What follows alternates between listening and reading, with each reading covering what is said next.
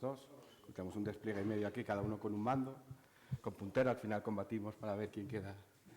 Bien. Bueno, muchas gracias a todos por asistir. Esta charla, como veréis, va a tratar sobre el tema del software libre. Bueno, mi nombre es Kilian. Fui estudiante de esta universidad, de esta escuela. Ejercí como administrador de sistemas del campus virtual en el CPD de Mieres. Además, soy un ferviente defensor del software libre. He participado en varias iniciativas de cara, tanto dentro de la universidad como a nivel regional, los primeros congresos de software libre que se celebraron precisamente en la Escuela de Informática de Oviedo, cuando estábamos todavía en ciencias. También, bueno, ponencias en algunas sedes políticas. He sido el ponente en los estatutos de la Universidad de Oviedo para promocionar el uso de los software libres, pues quizás ni tiempo y podemos volver a ello. Y soy colaborador de la Free Software Foundation, en este caso de la edición europea, he sido también de la FSF internacional, pero en este caso mi compañero Ángel es... Bueno, ahora ya, a ver, ahí, vale. Esto ya me presento yo, bueno, me conocéis todos a quien quiero engañar, pero oye, para que quede para la posteridad. Yo soy Ángel García, estudiante de aquí, de esta facultad, de la delegación de estudiantes, y bueno, no tengo, en tema de software libre no tengo tanto currículum como Kilian, ¿vale? Me acabo de dar cuenta que tenemos que habernos presentado al revés. Y nada, yo básicamente, aparte de dar la brasa un poco con ello, he sido defensor de ello en la RITSE, en la Reunión de Estudiantes de Ingenierías Técnicas Superiores en Informática, amén de haber dado ya una charla a este respecto, solo que en otro evento. Y pues bueno, como bien os ha dicho mi compañero, básicamente os vamos a explicar un poco qué es y sobre todo dónde encaja el software libre en la historia de la informática, cómo estos dos conceptos se retroalimentan y pues bueno, intentar daros un poco de perspectiva histórica que un poco tu informático debería tener hasta cierto punto. Así que nada, sin más dilación, comienzo con ello. Vamos a empezar primero con un pequeño background de cómo era una especie de contexto histórico sobre cómo surgió el concepto de software libre en esa comunidad de desarrolladores, de programadores, que existía antes del concepto de software libre. Pongamos en situación, estamos en los años, mediados de los años 60, finales. En esa época, la industria de la computación básicamente estaba formada por mainframes, o sea, grandes ordenadores como el de la imagen, que se ubicaban en grandes centros de computación, universidades, etcétera, y que básicamente el cliente no los compraba, los alquilaba por uso, ¿vale? En aquella época se consideraba el software como un valor añadido al hardware que alquilaba el fabricante, ¿de acuerdo? Cuando los clientes utilizaban o necesitaban un desarrollo propio, dado que esos desarrollos no tenía sentido distribuirlos de forma binaria porque cada máquina era diferente, lo normal es que se distribuyesen de forma compartiendo el código. En aquella época básicamente se trataba de código fuente, código ensamblador, perdón. Claro, en este contexto es donde surge, y hablaremos ahora de los sistemas operativos como Unix, que fueron la base o el primer proyecto que se intentó utilizar en software libre. El abuelo de todo esto es un sistema operativo que se llamaba Multics, de Multiplexed Information and Computing Service. Era una joint venture del MIT, el Instituto Tecnológico de Massachusetts, el Bell Labs y el fabricante, que en este caso era General Electric, con una máquina que se llamaba el G645, perdón. El proyecto en cuestión, aunque era muy revolucionario, no sé si oísteis hablar de él en sistemas operativos, era un sistema de tiempo compartido, terminó por ser abandonado por parte de Bell Labs, pero colaboradores de ese proyecto, en este caso Ken Thompson, ¿vale? Está aquí, había desarrollado un videojuego, entonces todavía no existía el concepto de la industria del videojuego, pero era bastante apreciado por los compañeros del laboratorio. ¿Cuál es el problema? Cada partida de de ese juego, pues salía estos sistemas que se basaban en tiempo compartido, del que tú pagabas, pues a $75 la partida. Imaginaos, la partida, ¿eh? Claro, eso supuso una motivación, y aquí vemos el ejemplo de lo que sería el espíritu hacker, de cómo migrar ese juego a un equipo más modesto, en este caso una máquina, un DEC PDP-7, en el que no podría ejecutarse el sistema operativo anterior, el Multics, porque simplemente no daba para ejecutarlo, no estaba completo. Entonces, ahí nace la idea del Uniplex, que el primer chiste, Uniplexed Information and Computing Service. Se trataba de una versión del sistema operativo original mucho más modesta, no era de tiempo compartido, era de un solo usuario, digamos. Y, aunque fonéticamente después acababa convirtiéndose en UNIS, el CS, acabado en CS, era el nombre del sistema operativo, sirvió para poder ejecutar, entre otras cosas, ese juego.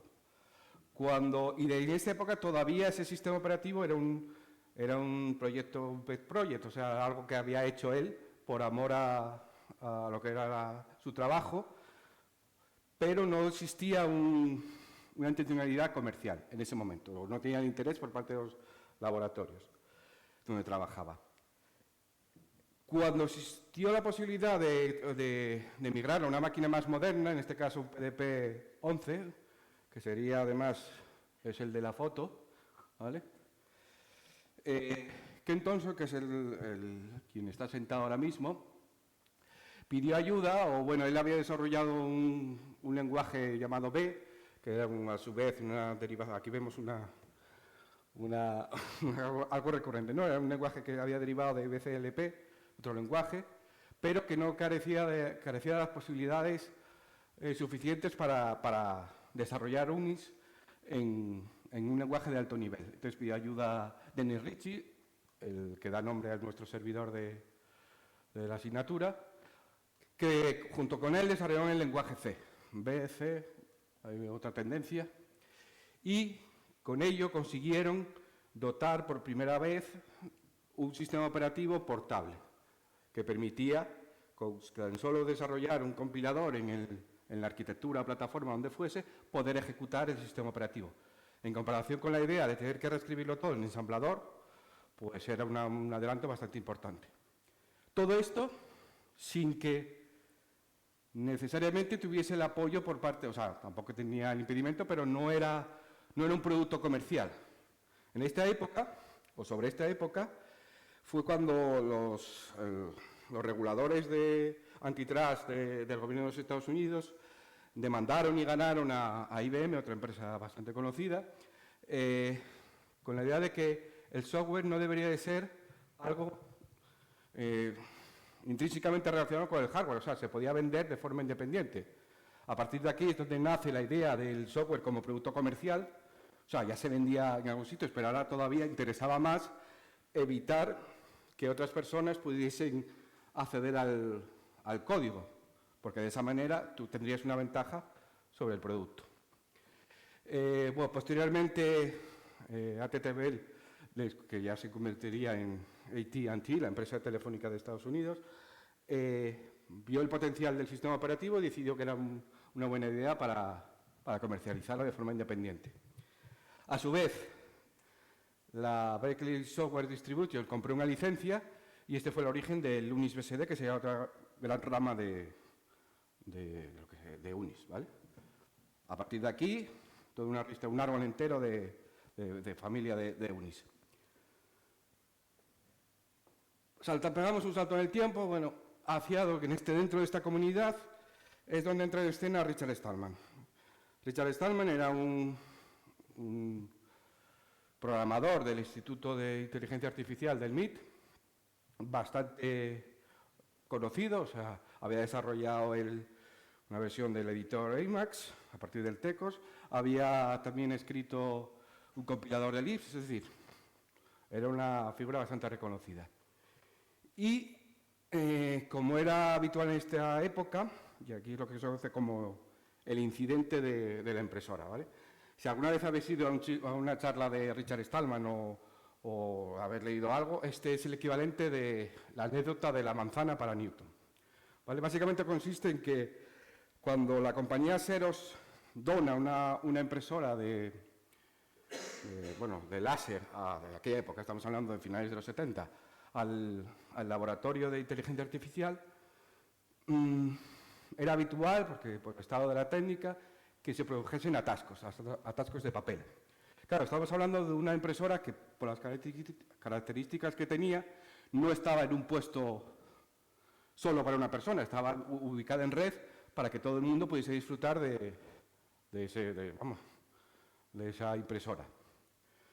Eso a su vez suponía que si se producía alguno de estos atascos y tú mandabas a imprimir, que había una cola de impresión, pues claro, al que le tocase, si fallaba, pues llegabas para allá y veías que no solo no había salido tu tarea, sino que además tenías una cola delante de ti pendiente de que imprimiese. Y en su momento había tenido este problema y siguiendo con el espíritu de lo que significa hacker, aquella persona que busca la excelencia técnica, él se dijo, bueno, yo no puedo arreglar la impresora, algo físico de lo que yo no desconozco, pero puedo colaborar haciendo que, en el caso de que se produzca un atasco, yo envío un mensaje a todos aquellos que han enviado a la cola de impresión para que alguien vaya allí, solucione el problema y sirva al conjunto de interesados en imprimir en ese momento. No hubo problema entonces porque disponía del código fuente para poder editar los controladores de la impresora y conseguir ese objetivo. Con el caso de la nueva impresora que había donado Xerox, no pudo ser porque se dio cuenta que no disponía del código fuente. En ese momento, además así lo cuenta él, dijo, bueno, para encima que es una máquina que me regalan, no voy a insistir solicitando directamente a Xerox el código fuente. Su inocencia. Pero yo sé que el autor de este software posiblemente sea, porque lo conocía, un compañero de la Universidad de Carnegie Mellon. Entonces, la próxima vez que vaya para allá, me acerco y como hacemos en el día a día entre nosotros, le pido qué tal si me dejas el código fuente del programa, pues porque tengo un problema y quizás pueda solucionarlo. Claro, la sorpresa fue que cuando fue a visitar al autor del software, así lo cuenta él, entra en el despacho, dice, hola, muy buenas, soy Richard Stallman, utilizo uno del software de impresora que tú has programado y me gustaría poder disponer del código fuente. Y el autor le dice, lo siento, pero no, porque he firmado una cláusula de confidencialidad y yo no puedo darte acceso aunque quisiera. Tal y como lo cuenta Richard Stallman, se quedó sin palabras. O sea, ¿cómo fue? Simplemente dio la vuelta y cerró la puerta y marchó.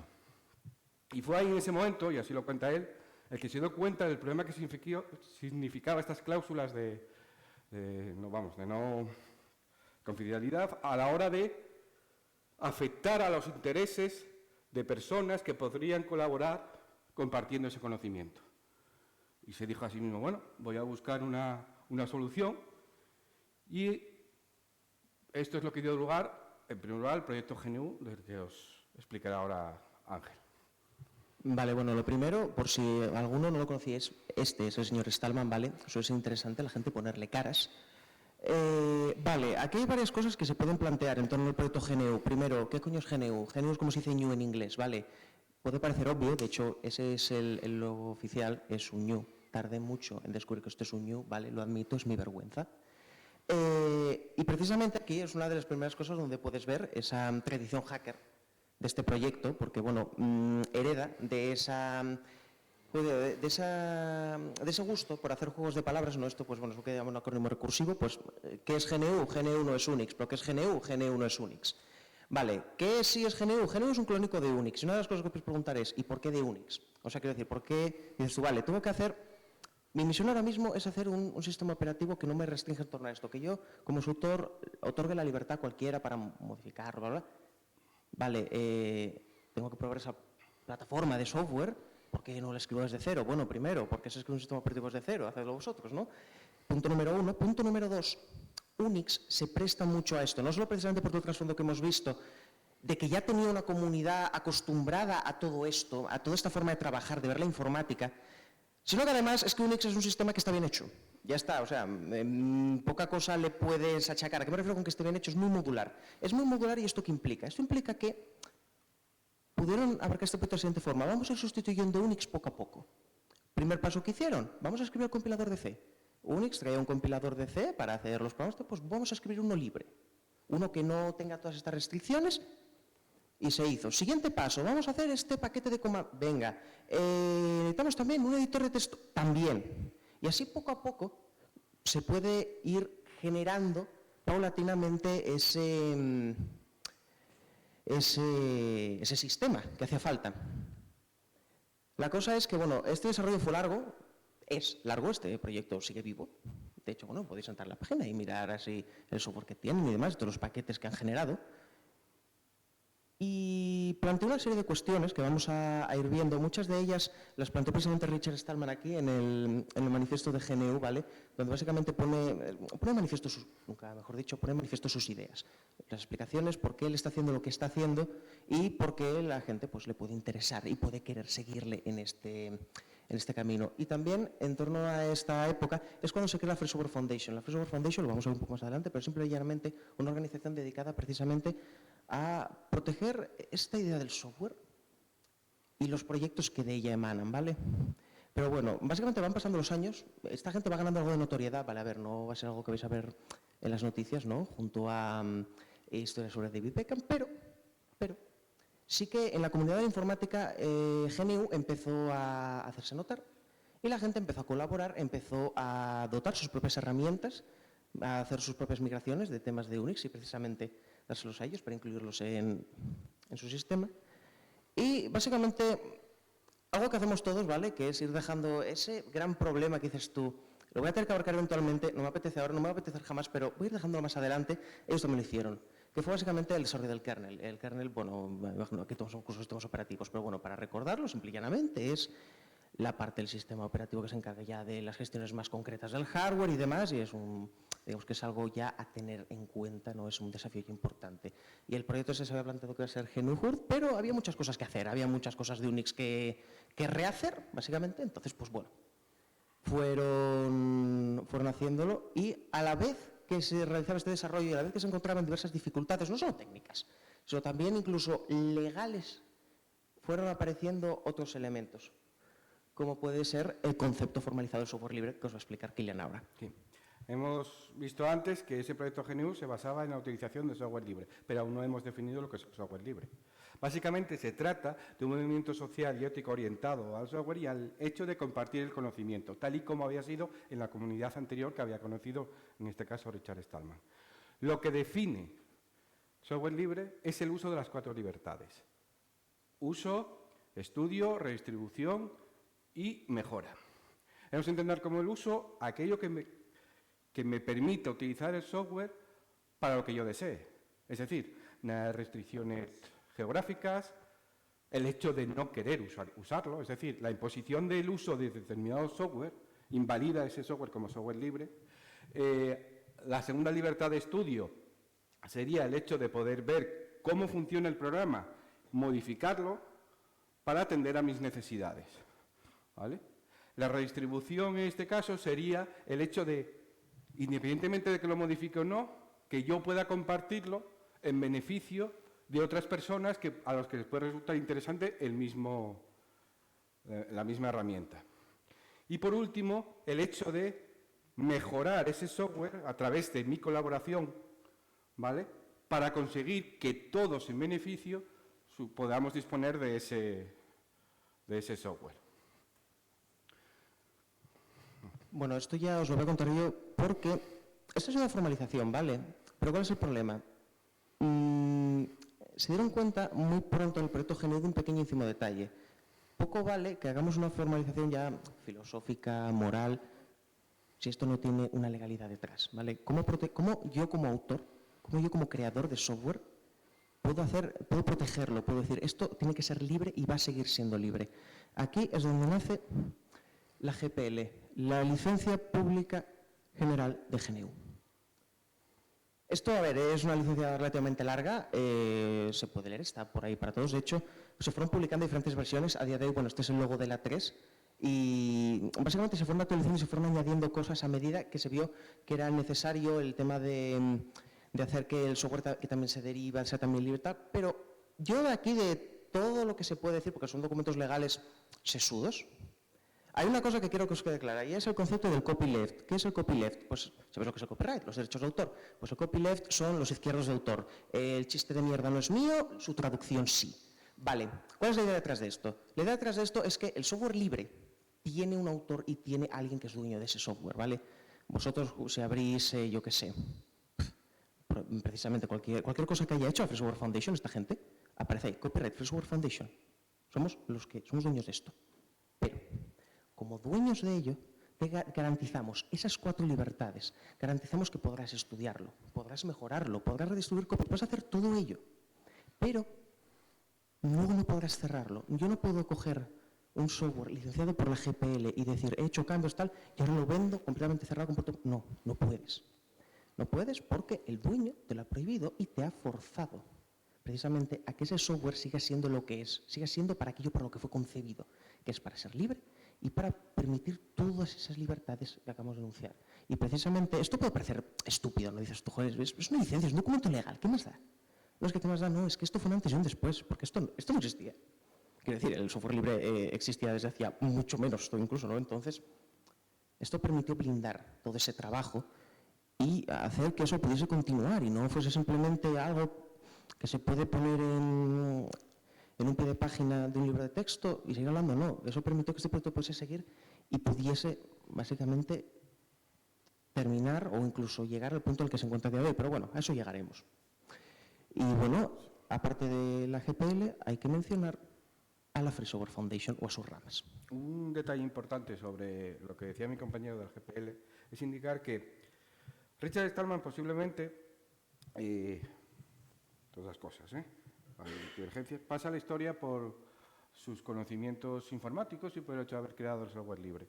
Vale, que escribió el Emacs, el GCC, que es un compilador especialmente universal porque se dedica a varios lenguajes, ha sido autor de compiladores de Lisp, pero, al menos desde mi punto de vista, probablemente su aportación más importante haya sido el concepto de la GPL, un concepto legal, que no es su campo, evidentemente, pero que ha demostrado con el tiempo ser bastante robusto de cara a todos los ataques por parte de empresas con muchos dineros y muchos abogados que no han conseguido tumbarla, ¿vale? Es el uso del concepto de copyright mal entendido, transformado en copyleft, para defender los intereses del usuario, ¿vale? Pero claro, lo que yo estoy haciendo en la GPL es otorgar a una organización la defensa de ese software de cara a cualquier, en este caso no será competidor, sino fabricante de software que quiera aprovecharse de mi trabajo y retirarle ese carácter vírico que hablaba mi compañero de copyleft para aprovecharlo en beneficio propio y en contra de los usuarios. Esta organización es la Free Software Foundation, originalmente creada en el 85 para dar soporte al proyecto GNU, y que luego, a medida que pasó el tiempo, fue creando ramas en diferentes continentes o áreas geográficas. En este caso, Europa, que yo pertenezco, la India y Latinoamérica. Aunque todas colaboran, lo que principalmente les sirve a esta organización es también para tener un contacto más directo con los colaboradores regionales e interesarse por determinados temas que pueden afectar de manera diferente a las distintas áreas. En el caso de Europa, por ejemplo, las patentes que veremos más adelante si da tiempo, de software, no son iguales que en Estados Unidos, porque en Estados Unidos la aplicación de las patentes de software es efectiva y aquí está pendiente bueno, hay una parte aprobada y otra no. Y en el caso, por ejemplo, de la India o de Latinoamérica puede ser más interesante otros aspectos del software libre de cara al desarrollo, ¿vale? Bueno, esta parte ya os la voy a explicar yo. ¿Os acordáis cuando os dije que básicamente se habían dedicado en el proyecto GNU a hacer patada hacia adelante y ya haremos el kernel? Pues eventualmente llegaron a ese punto en que ya después de la evidencia te llega la verdad de la que no puedes escapar y dices tú, vale, tenemos que hacer esto, ¿cómo lo hacemos? tuvieron la brillante idea de decir, vamos a hacer una arquitectura de microkernel, de la cual a su vez beben microservicios que luego es lo que funciona como kernel completo. Si le preguntáis al servicios, ya que esto es un dolor de cabeza imposible de debuguear y que básicamente os peguéis un tiro antes de meteros en eso. Pues esta gente se metió. ¿Cuál fue el problema? Que pasaban los años, pasaba el tiempo y no conseguían hacer que aquello funcionase. Para el que tenga curiosidad, técnicamente GNU Hard sigue en desarrollo, versión 0.9 desde 2016. Yo no sé si hay alguien que sigue metiendo código, ni puñetera idea. Si a alguno os apetece, lo termináis, que seguro que hay alguien que le encantaría usarlo. Pero ¿qué ocurre?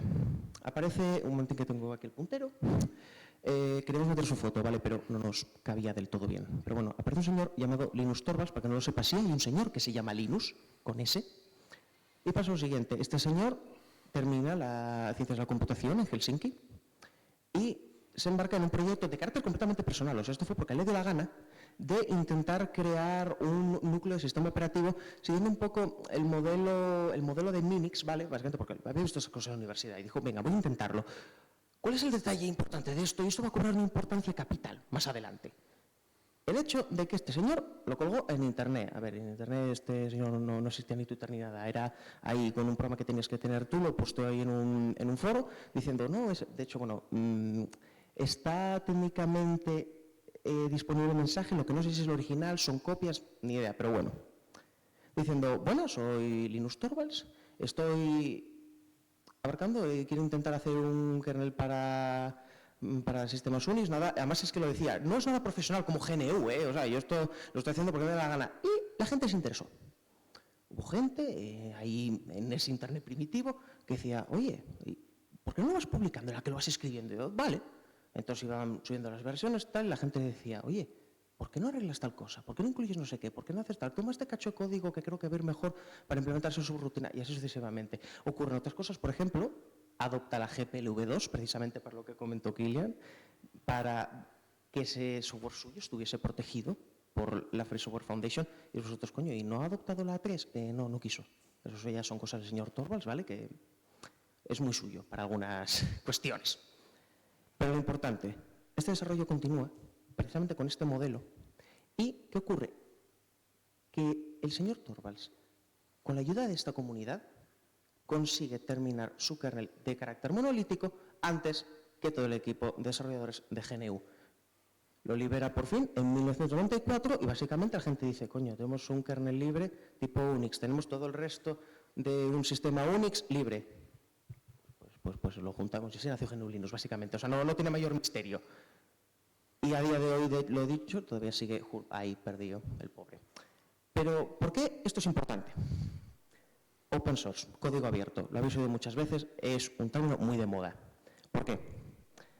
Primero, un poco cómo se origina esto. Open source, más que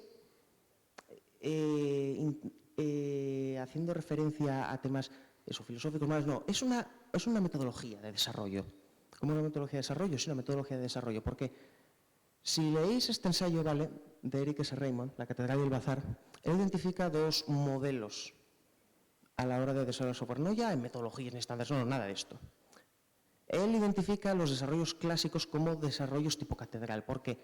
Porque son desarrollos en equipos muy grandes, donde existe una jerarquía muy concreta, muy cerrada, o sea, nada sale de ese equipo en todo momento tal, y la comunicación al exterior es muy espontánea, ¿no? De vez en cuando te hacemos alguna versión y tal, pero no hay comunicación porque es como algo cerrado. Y de hecho decía, la FSF funciona como una catedral, lo cual es bastante paradójico, ¿no? Es la fundación del software libre. Sí, pero al fin y al cabo, aunque vale, luego te dejan el código fuente, tal, lo que quieras con él, pero seguían haciéndolo como se había hecho software, entre comillas, toda la vida. Torvalds cambió esto. Torvalds cambió esto en parte también porque tenía internet, ¿vale? Esto fue mucho un antes y un después. Y esta herramienta le permitió, básicamente, trabajar junto a su comunidad.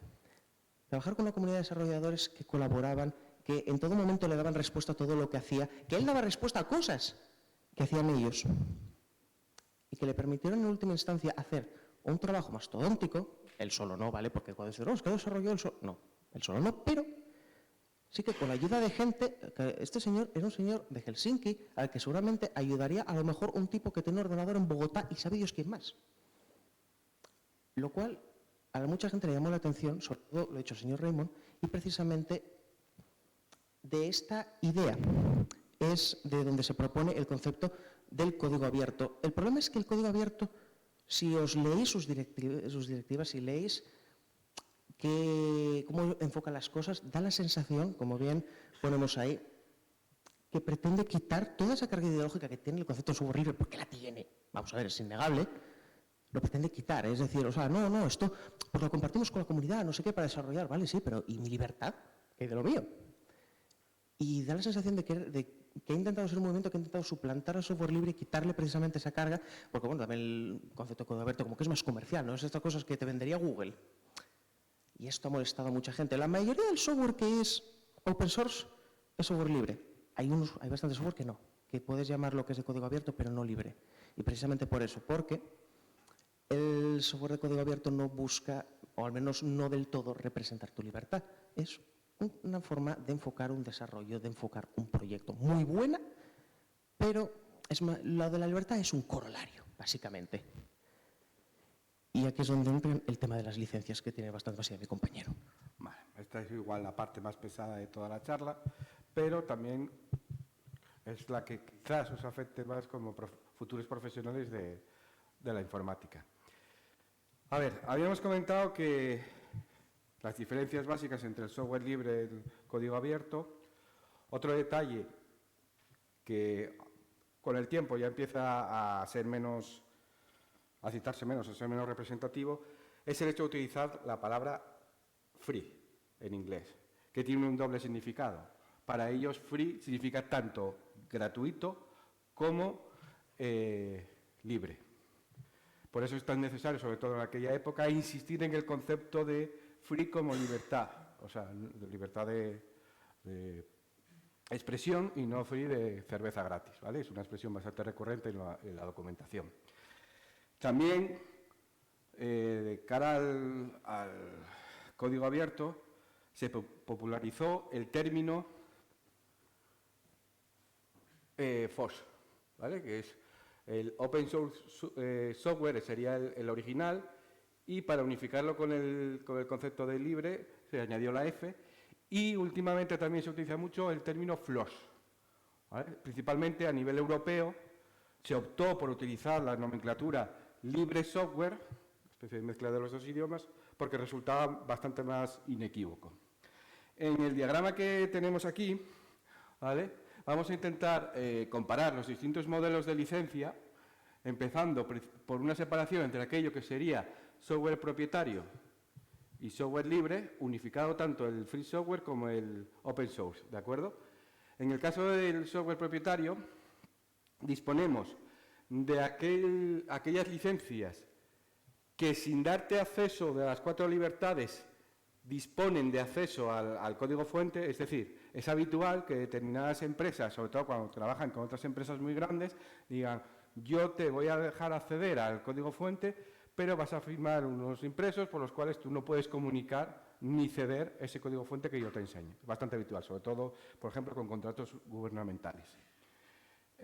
A su vez, también existe el concepto del freeware, shareware. Freeware sería aquel software gratuito, aquí sí que insistimos en la palabra gratuito, que no está limitado en el tiempo, que el propio autor te cede sin darte el código fuente para un uso indeterminado a lo largo del tiempo. En el caso del shareware, lo que se busca es fomentar la adquisición de ese producto a través de una concesión de uso limitada en el tiempo. Limitada en el tiempo. Todos conocemos el caso del WinZip, que es el ejemplo paradigmático del shareware, en el que lo que te dicen es que en 55 días quieres comprar el producto.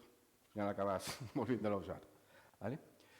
Y por último, y es la mayoría del código que conocemos actualmente de empresas del software, es el código cerrado, ¿vale?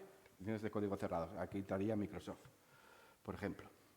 Dentro de aquellas que se consideran compatibles con el software libre, podemos distinguir entre las específicas, es decir, que cumplen las 4 libertades que hemos visto anteriormente, con aquellas que resaltan el carácter beneficioso para el desarrollo que describía Eric Salman en el libro La Catedral y el Bazar. Hay que tener en cuenta este área común entre los dos tipos de conceptos, freeware y open source, porque son licencias que son compatibles entre sí. Es decir, aunque yo busque un carácter social y colaborativo del software, puede ser compatible con el hecho de que yo busque un mejor desarrollo de dicho software. Y el hecho de que técnicamente ese software sea beneficioso puede ser compatible con que coincida con el movimiento social. Eso es lo que representa ese área de intersección entre ambas concepciones del software. En referencia al software de dominio público, ojo, con este tal de que dispone del código fuente, porque es un concepto legal. Dominio público es aquello que no dispone de derechos de autor. Según el convenio de Varna, en realidad cada vez no se puede renunciar a la autoría, pero sí a los derechos de explotación. Eso significa que yo puedo coger ese software, en realidad esto también pues, aplica a productos que no son software, pero en este caso concreto ese software, cerrarlo y comercializarlo, ¿vale? Sin proporcionar el código fuente o las modificaciones que he realizado. También existe un modelo en el que no se aplica el concepto de copyleft que explicaba Ángel antes, en el cual yo dispongo de la posibilidad de editar, modificar, dar el código fuente, pero las versiones derivadas no están sujetas a la necesidad de ser otra vez distribuidas utilizando esas 4 libertades. El ejemplo paradigmático de esto sería la licencia BSD, ¿vale? FreeBSD. Yo puedo coger y organizar una nueva distribución de aquel software que he conseguido a través de voluntarios que han desarrollado, añadirle o no, porque no tiene por qué ser así, simplemente, y venderlo de forma interesada. Y no devolver esa colaboración a aquellos que me han proporcionado el producto inicial. Aquí, cuando hablamos de software libre, es importante, como hablábamos antes, de que no es un modelo comercial. Nada impide cobrar por tu trabajo. De lo que se trata es de que tú no impidas el acceso a esas 4 libertades que comentábamos antes, pero no tienes por qué renunciar al hecho de cobrar por tu trabajo y aquello que tú has elaborado, pero sin aprovecharse de los desarrollos de terceras personas. Dentro de lo que sería ya el copyleft, que son la licencia GPL, tendríamos también licencias que, sin ser la GPL, también cumplen los principios de la copyleft. Es decir, que el carácter vírico que hablábamos antes de esas licencias, ¿de acuerdo? En este gráfico lo que vemos es la serie de correspondencias de compatibilidad entre unas licencias y otras, ¿vale? Se denominan permisivas, y aquí ya es una opción filosófica. Claro, cuando hablamos de libertad, la libertad también puede ser coger mi coche y atravesarlo por medio del Parque San Francisco, pero eso no me hace más libre. Lo que me hace más libre es colaborar y participar para que otras personas puedan disfrutar de ese conocimiento. Hay quien considera, como filosofía, que el hecho de darte la posibilidad de cerrar tu código es una mayor libertad. Por eso se llaman permisivas. ¿De acuerdo? Serían todas estas columnas, desde el public domain, las del MIR con el que se desarrolló el entorno gráfico, la licencia de Apache, ¿vale? El servidor, bueno, ahora es toda una familia, pero el servidor web.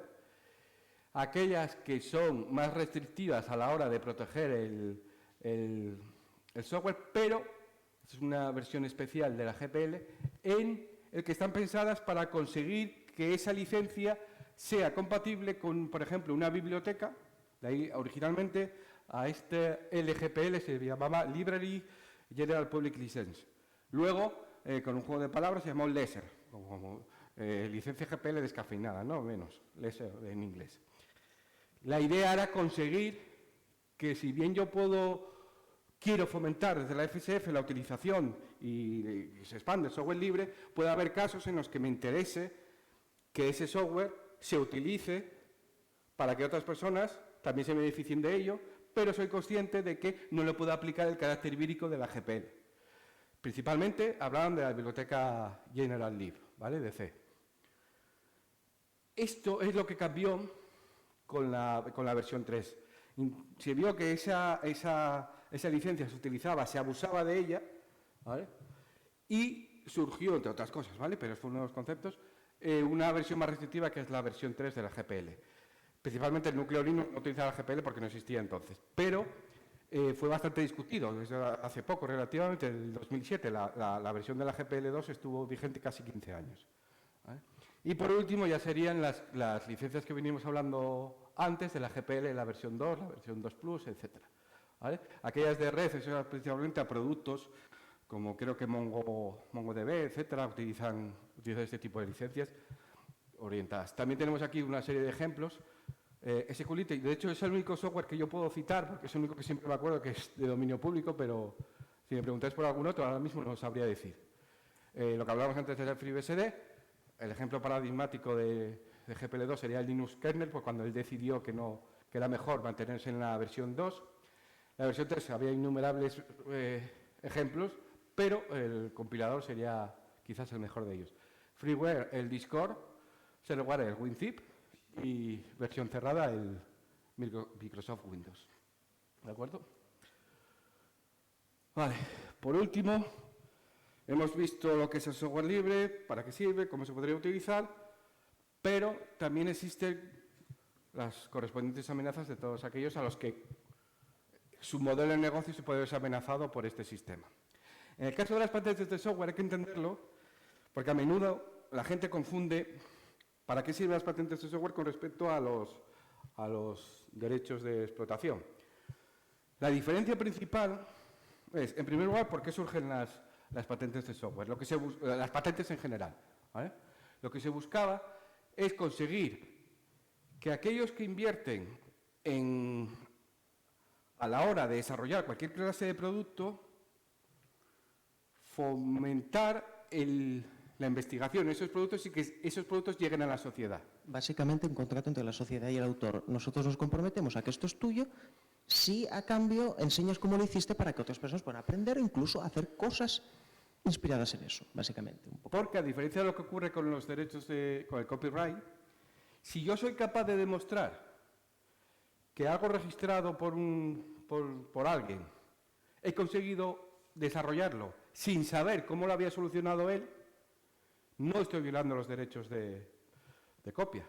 Ha sido un desarrollo mío, lo he hecho yo y no me he inspirado ni copiado el trabajo de otras personas.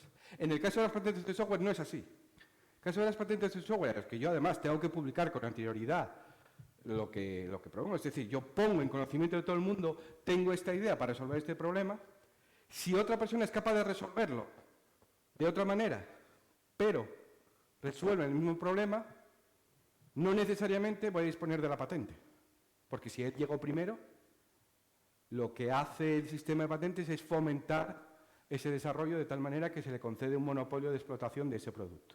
¿Vale? Esto, trasladado al caso del software, hace que en Estados Unidos, donde se aprobó la utilización de patentes de software, frene el desarrollo, ¿vale? Y en Europa, donde todavía no ha iniciado el proceso, pero está bastante ya avanzado en contra de lo que sería el software libre, se buscaba conseguir que esto no acabase por implantarse. No sé si querías decir algo. No, simplemente eso. Simplemente eso, que además pasa otra cosa, que es que en el caso del software, o sea, ni siquiera muchas veces patentas lo que es la implementación, que sí que podrías decir, oye, mira, yo este problema lo resulta así, no, podrías patentar esto que es los conceptos. Que dices tú, o sea, ¿puedo patentar un algoritmo matemático que resuelve tal? Sí. O sea, ¿puedo patentar la matemática? Tachán. Entonces, pues claro, como que no. Y lo dicho, esto en Estados Unidos se consiguió meter y en Europa se ha peleado muchísimo contra esto, pero bueno, ha quedado en stand-by, pero parece que avanza. Indicar que va a acabar imponiéndose. De hecho, la estrategia comercial con las patentes la vemos cada día en las noticias de la prensa especializada porque da lugar a lo que se conoce como troll de patentes. Es decir, yo no voy a fabricar, yo no voy a desarrollar un producto, pero yo he comprado los derechos sobre una patente para asegurarme de que como sé que tú lo vas a usar, me vas a pagar por ello. ¿Vale? La técnica que suelen aplicarse cuando se dispone de una cartera de patentes bastante importante, es decir, vale, yo soy IBM, que además es una de las que posee más patentes. Tú eres Oracle, por ejemplo. Ambos somos poseedores de una cartera de patentes bastante importante. Podríamos entrar en una guerra de patentes en las que tú, si quieres desarrollar cualquier producto de software, como en algún momento lo más probable es que nos interferiamos, o sea, puede que yo tenga algo que no sea, bueno, seguro que no va a ser las mismas que las tuyas, pero va a ser muy difícil que puedas desarrollar determinado proyecto porque yo dispongo de patentes que puedo hacer en un juzgado que separe el desarrollo que tú buscas, ¿vale? Entonces se llega a una especie de resolución del conflicto en el que con mi cartera de patentes, con tu cartera de patentes, no nos vamos a pisar la manguera, ¿de acuerdo? El siguiente concepto sería, bueno, como ahí estamos hablando de amenazas, hemos incluido estándares técnicos, pero sería lo que se pretende, la manera de luchar con esto es con la utilización de estándares abiertos. Esto es muy importante porque de poco sirve de cara a conseguir, por ejemplo, el uso de formatos abiertos, de especificaciones de lenguaje, etcétera, si un fabricante que dispone de un control bastante amplio del mercado por el hecho de ser el uniskiller, vamos, el usuario principal, puede fomentar el hecho de especificaciones técnicas muy amplias, especificaciones técnicas farragosas, etcétera, para impedir la entrada de nuevos participantes en el sistema, que no sea el mismo, claro. El Save the Code, Sare. Sí, no, esto puede parecer muy similar a las patentes de software, pero esto ya cae en otra cosa. Esto básicamente por la ley de copyright, ¿vale? Todo este pifostio que se ha armado y que al final ha entrado mal nos pese a todos de la ley de copyright del Parlamento Europeo. El problema es que al menos ahora ha entrado un borrador corregido que esto lo arreglaba. Porque en el borrador original básicamente era ponerle una tumba al software libre, o más bien a la idea de compartir a través de Internet, muerto. O sea, cualquier plataforma basada en Git, adiós. Y, lo dicho, básicamente sería prohibir a cualquiera ejercer esas libertades, que precisamente dices tú, coño, el copyright no se supone que es precisamente que yo pueda proteger mi software y como lo protejo permito, sí, pero no, la ley de la Unión Europea sabe más que tú. Entonces esto se protestó muchísimo porque básicamente ya no solo por el hecho de lo que quieras o no, es que como nos quiten a todos GitHub, pues yo creo que nos pegamos un tiro. Entonces, pues esto básicamente se ha conseguido limitar en lo que han pasado por el Parlamento, pero todavía, bueno, eso ya son otros problemas no relacionados directamente con el software. Otra cosa, por ejemplo, que sí que se puso mucho hincapié, aunque esto no es tanto una cosa concreta, un evento concreto, sino el hecho de que pasa el concepto de la nube, ¿no? Porque sobre todo nosotros somos informáticos, mejor tenemos más idea, pero cuando hablan de la nube es como esa cosa que no existe, que está y tal. No, la imagen esta es que es muy representativa, no es una nube, son los ordenadores de otros. O sea, quiero decir, básicamente el intentar concienciar a la gente, al público, de, oye, esto no es mágico, en la informática no hay magia, hay gente comiéndose la cabeza y hay cosas funcionando en sitios. Pues precisamente la idea de que tú que un software lo corras en la nube no es que no esté corriendo en ningún sitio, es corriendo en un sitio abstracto, está corriendo en un ordenador y precisamente tu libertad nuevamente, como con todo lo anterior, cuando lo tienes que correr en tu máquina, sigue en juego y por tanto hay que procurar que se siga garantizando. Y luego ya, pues bueno... Sobre todo porque en el caso de la computación en la nube, en conceptos como el software como servicio, resulta muchísimo más fácil controlar dicho software. Si yo solo te voy a servir la utilización final, no necesitas el código fuente, no necesitas modificarlo, no vas a poder modificarlo porque tú solo vas a interferir a través en este caso generalmente a través del navegador web. Por eso es peligroso. Que el que quiera hacerlo, que lo haga, pero sí que ser conscientes de que debemos disponer de alternativas que nos permitan acceder al software más allá de la utilización del cloud, ya sean cloud personales, etcétera, las diferentes aproximaciones. El ejemplo paradigmático de esto, el Office 360.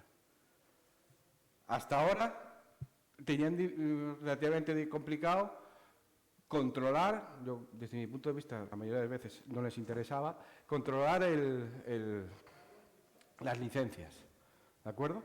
En el momento en que está disponible exclusivamente a través de la interfaz web, resulta facilísimo. Yo creo un usuario, necesita con unas credenciales y si quieres acceder a ese software vas a tener que pagar. Y en las condiciones que yo decido.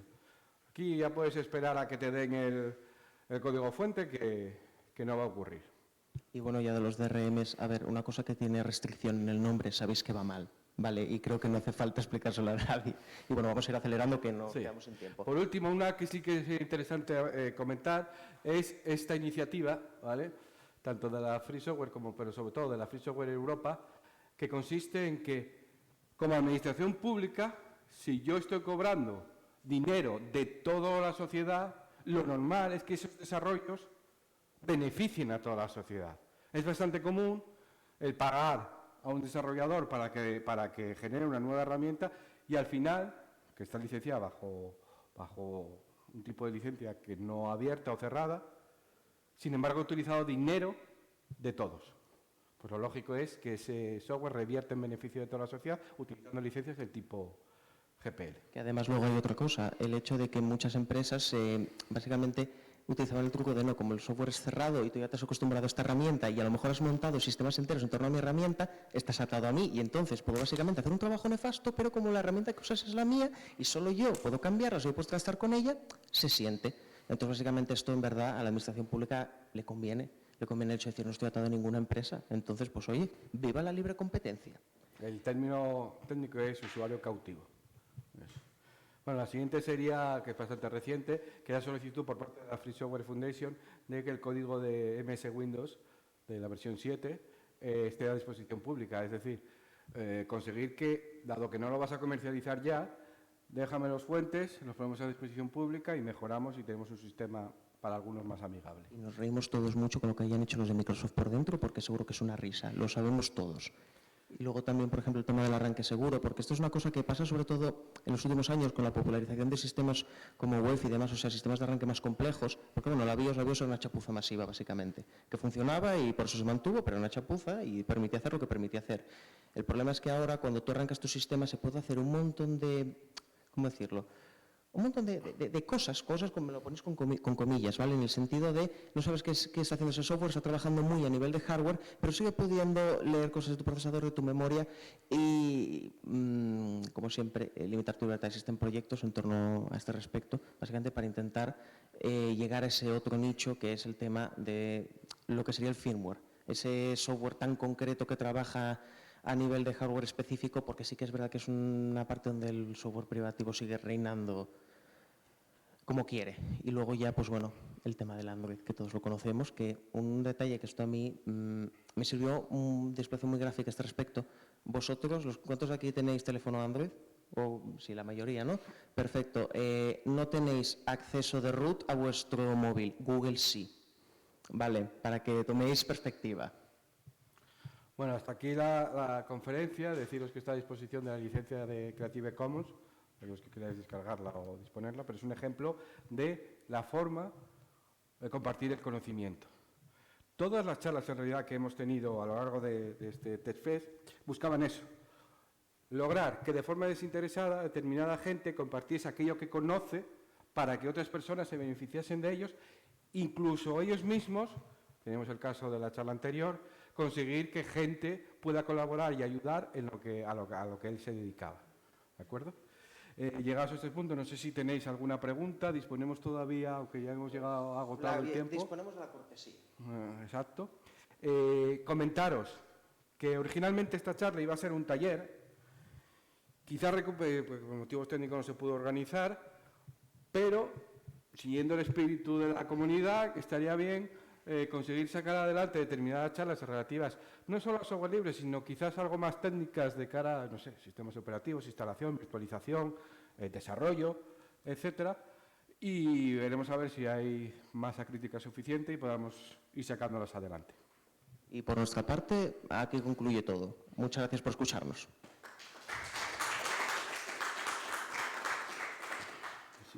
Si alguien quiere hacer alguna pregunta.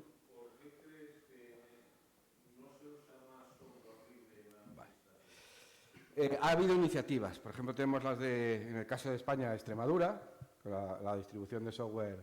Bueno, distribuciones no quisimos incluir todo porque ya es un término bastante especializado, pero es una manera de distribuir esas esos sistemas GNU Linux, y en el caso de Extremadura, para el caso de la administración pública, allá por el año 2004-2005, generaron una. También se produjo en Múnich, en Alemania. Hay varios ejemplos. Las razones habría que buscarlas. En primer lugar, a resistencia al cambio. Generalmente, está mal que yo lo diga, pero en la administración pública los operarios no suele gustarles el hecho de tener que adaptarse a determinados cambios. Y es cierto que en el caso de los principales éxitos del software libre puede ser un paradigma diferente a lo que conocían con otras soluciones informáticas de empresas de ámbito cerrado. En realidad, tan difícil es acostumbrarse a una como a otra. Las ventajas están claras. En el momento en que yo, como administración pública, contrato software libre, en este caso también podríamos incluir el código abierto, voy a disponer no solo de la posibilidad de explotar ese software, sino de que determinadas personas, en un ámbito más, y aquí entráis vosotros como profesionales informáticos, puedan adaptar esa herramienta a mis necesidades. Generalmente suele ser el combate por parte de las empresas que se dedicaban anteriormente a dotar de esas soluciones informáticas, que no va a ser un tema que les interese, y bien se preocupan de asegurarse de que no entre el software libre. En el caso de Microsoft, escribió en su momento unos documentos conocidos como documentos Halloween, en el que echaba pestes de lo que podría ser el software libre, tanto para las empresas como incluyendo las administraciones públicas. Pasado el tiempo ha demostrado que hasta la propia Microsoft empieza a dar sus pinitos en el ámbito del software libre. Porque esto también es importante, el mayor contribuidor de... Bueno, ellos dicen, no, somos contribuidores de código abierto, precisamente por eso, porque Dios mío, ¿cómo lo vamos a llamar libre? Es Microsoft, por paradigmático como que sea, y tenéis hasta la calculadora de Windows, el repositorio de GitHub, que por cierto no les pasaba la integración con de Azure hace unos meses, ¿vale? Así, para que lo sepáis, con maldad. No sé si respondo a tu pregunta, también hay motivos de... Cuando se evalúa una solución informática, no solo se evalúa el coste, que evidentemente va a ser más barato, el coste de comprar las licencias de uso. También se evalúa el coste de propiedad, entendido como aquello que me va a suponer de invertir en conseguir que los trabajadores puedan utilizar esa herramienta, que se adapte a mis necesidades, etc. Pero desde luego, es posible, es beneficioso. La única respuesta que se me ocurre es que en la mayoría de las ocasiones es una resistencia al cambio. ¿De acuerdo? No sé si hay alguna pregunta más.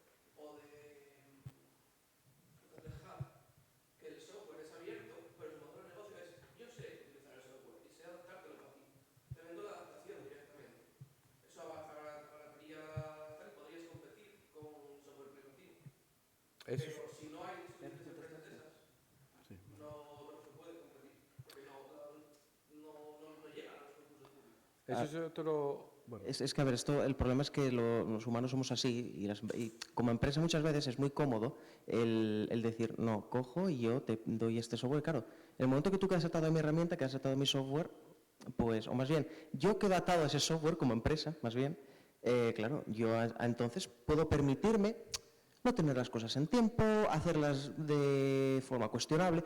Es cómodo y claro, precisamente, o sea, lo mejor es obviamente decir, vale, el caso de Red Hat que tocabas de poner, Red Hat te hace unas instalaciones de la de Dios y precisamente te dice, joder, esto lo he creado yo, obviamente yo sé cómo funciona esto y cómo funciona mejor, pero claro, de pronto puedo decir, no, pues ahora quiero que lo haga la empresa Manolito, porque resulta que Manolito tiene más idea que tú. Pues claro, si tu software es cerrado, no tienes que tener ese miedo. Entonces a ellos hasta cierto punto les conviene, claro, luego obviamente, precisamente como el sistema de desarrollo tiene muchas ventajas, pues hay otras empresas que no lo hacen así, pero está siempre esa reticencia, sobre todo en empresas muy menos modernas, pues lo dicho, siempre a todos nos gusta hacer las cosas mal y seguir cobrando por ello porque no puedes encargárselas a otro. Suena muy mal, pero es que pasa. En este aspecto también, deciros que como futuros profesionales del desarrollo del software, la mayoría del tiempo invertido en un producto no va a ser en su desarrollo, sino en su mantenimiento. Hay mucho dinero ahí. Además, ocurre que a medida que la industria del software va madurando, las soluciones a determinados problemas, me falta una palabra mejor, voy a decir, se van emergiendo, se van concentrando ya. Es decir, hay poco, en realidad habría mucho, pero hay pocas posibilidades de innovar en el concepto de un editor de texto, por ejemplo. Sobre todo cuando ya tienes unas soluciones disponibles. Pero en determinados campos sí que es verdad que, y este es un ejemplo paradigmático, el uso de Moodle. Moodle es una plataforma que utilizáis cada día, que es el campus virtual de esta universidad. Yo he estado trabajando ahí como administrador de sistemas. Y se trata de una solución que, si bien tú puedes comprar, y bastante cara, de otros proveedores, Sakai, no sé, otros fabricantes, bueno, no es lo importante. El caso es que Moodle es la herramienta más utilizada para ofertar cursos de enseñanza masiva, ¿vale? De e-learning.